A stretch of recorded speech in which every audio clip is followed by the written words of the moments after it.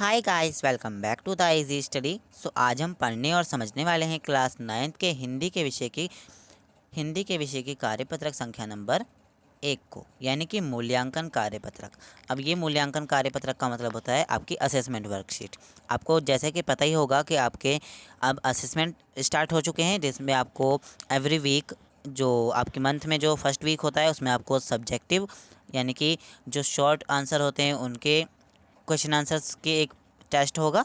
उसके बाद आपके उसी मंथ के लास्ट वीक में आपका इस तरीके का ऑब्जेक्टिव यानी एमसीक्यूज़ वाले क्वेश्चन आंसर्स वाला एक टेस्ट होगा। ठीक है, इसको हम मूल्यांकन कार्यपत्रक बोलेंगे। तो आज हम करने जा रहे हैं मूल्यांकन कार्यपत्रक 1 विषय हिंदी का। ओके, आज की डेट है हमारे पास 24 जुलाई 2021 और आज हमें एक गद्यांश को पढ़ना होगा, एक अपठित गद्यांश को, जो हमारे सिलेबस का, हमारी बुक का हिस्सा नहीं होता, जो बिना पढ़ा हुआ होता, जो हमने कभी पढ़ा नहीं होता। ओके, तो अपठित गद्यांश का मतलब तो आप समझ ही गए होंगे, हमने हर वर्कशीट में आपको यही बताया है। ठीक है, हमें यहाँ पर 10 प्रश्न दिए गए हैं एमसीक्यूज़ वाले। हमें इस गद्यांश को पढ़कर यहाँ पर दिए गए क्वेश्चन आंसर्स करने होंगे। ठीक है, ये सारे एमसीक्यूज़ हमें करने होंगे। चलिए शुरू करते हैं आज की मूल्यांकन कार्यपत्रक को। देखिए, निम्नलिखित पद्यांश गद्यांश को पढ़कर आपको नीचे दिए गए प्रश्नों के आपको सही विकल्प में पेंसिल या फिर पेन से आपको गोले बनाने हैं। ओके, मेरा पसंदीदा शौक खाली समय में रुचिपूर्ण और ज्ञानवर्धक किताबों को पढ़ना है। जब कभी भी मैं स्कूल से घर जाता हूँ तो अपने गृह कार्य को पूरा करने के बाद मैं किताबों को पढ़ना पसंद करता हूँ। मैं 14 वर्ष का हूँ और कक्षा 9th में पढ़ता हूँ। ये जो भी कवि हैं जिन्होंने ये लिखा है गद्यांश, उन्होंने बिल्कुल सोच समझ के लिखा है। इसे अगर आप पढ़ोगे अपने आप से तो ऐसा लगेगा जैसे आप अपने बारे में बता रहे हो। ओके, अब मैं यह अच्छी तरह से समझ चुका हूँ, यानी कि जानता हूँ कि किताबों को पढ़ना बहुत अच्छी आदत है जो मुझे पूर्ण बनाती है। यह शौक़ किसी के भी द्वारा विकसित किया जा सकता है, यानी कि ये तो कोई भी पढ़ सकता है। किसी को कोई संघर्ष करने की, कोई कठिनाई करने की कोई ज़रूरत नहीं है। ईज़िली सब इस शौक़ को अपना सकते हैं। हालांकि मुझे यह शौक़ प्राकृतिक रूप से मिला है ना। वो अपने मन से ही उनने किताबें पढ़ना चालू किया है, उसे पढ़ना अच्छा लगता है, तो वो क्या है, प्राकृतिक रूप से, यानी कि उसे पहले से ही ये शौक़ मिला हुआ है। किताबों को पढ़ने से एक व्यक्ति खुश और व्यस्त रहता है।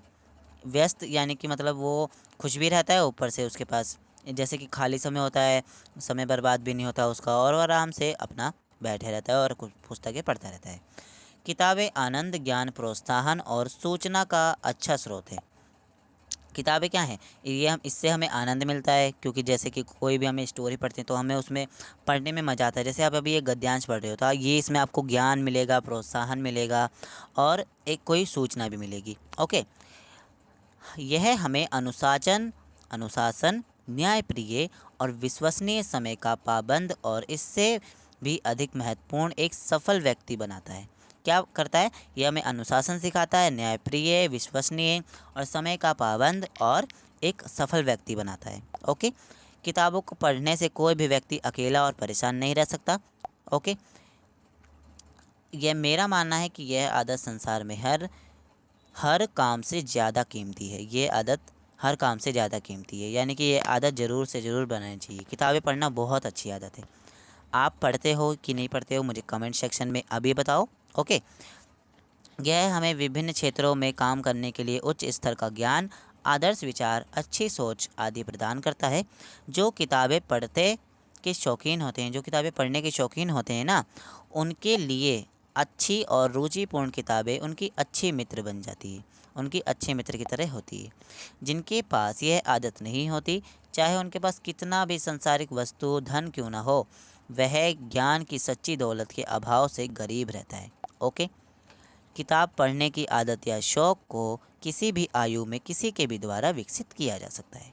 चलिए, अब हमने ये गद्यांश पढ़ लिया। अब हम नीचे दिए गए एमसीक्यूज़ यानी कि मल्टीपल चॉइस क्वेश्चन भी आप इसे बोल सकते हो, करना होगा हमको।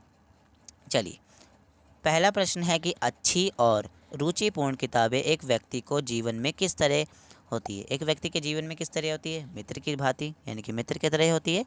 इसे आपको डार्क करना है, टिक इस तरीके का आपको नहीं लगाना है, इसलिए आपको यहाँ पर इस तरह के गोले दिए हैं, तो आपको उसे डार्क करना है।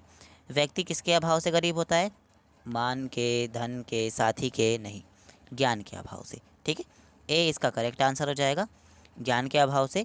एक व्यक्ति को खुश और व्यस्त, व्यस्त कौन रखता है? मित्र रखते हैं, भाई रखते हैं, मोबाइल रखता है या किताबें रखती हैं? किताबें।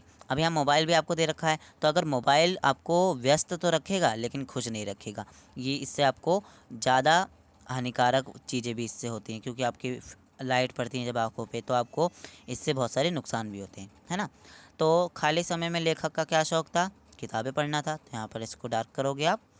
इसके बाद फिर 5वां क्वेश्चन है कि सफल शब्द का विलोम क्या होगा? असफल ही होगा। ओके, यहाँ पर आप इसे डार्क करना। इसके बाद अनुशासन शब्द में से उपसर्ग और मूल शब्द को निकालना है। उपसर्ग आपको पता ही है, जो किसी भी शब्द के शुरू में लगकर उस शब्द का अर्थ बदल देता है। तो यहाँ पर देखिए, अनु और शासन, अनु और शासन, इसका सी इसका करेक्ट आंसर हो जाएगा। ठीक है, उपसर्ग इसमें हो जाएगा अनु और मूल शब्द हो जाएगा शासन। फिर है विश्वसनीय शब्द में से मूल शब्द और प्रत्येक को आपको अलग करके लिखना है। तो विश्वास और अनीय, इसका डी इसका आंसर हो जाएगा। यहाँ पर आप इसको डार्क करोगे। खुश शब्द का समानार्थी शब्द क्या होगा? समानार्थी मतलब जो उसके मिलता जुलता शब्द होता है। तो खुश को हम और क्या कह सकते हैं? प्रसन्न कह सकते हैं। तो यहाँ पर आप प्रसन्न। ठीक है, 9वां प्रश्न है कि इन शब्दों में से तत्सम शब्द को चुनकर लिखना है। तत्सम जो शब्द होते हैं वो होते हैं जो संस्कृत में से बिना किसी परिवर्तन के ले लिया जाता है, जो कि है हमारी रुचि। रुचि को आप इस तरीके से डार्क कर दोगे। इसके बाद है पुस्तक और ग्रंथ किस शब्द के पर्यायवाची हैं? किताबों के ही तो हैं। अब इसमें क्वेश्चन भी आपको इतने इजी पूछे गए हैं कि आप इसकी तुरंत आंसर दे पा रहे हो। ओके, और जो आपका पेपर होगा यानी कि जो आपके एग्ज़ाम होंगे वो भी इस तरीके के होंगे, मल्टीपल चॉइस क्वेश्चन जो टर्म 1 के होंगे। सो आई मेक श्योर आपका ये पूरी वर्कशीट समझ में आ गई होगी। और अगर आपको कोई मुझसे क्वेश्चन पूछना है तो आप मुझे कमेंट सेक्शन में बेझिझक पूछ सकते हो, मैं आपको आंसर देने की पूरी कोशिश करता हूँ।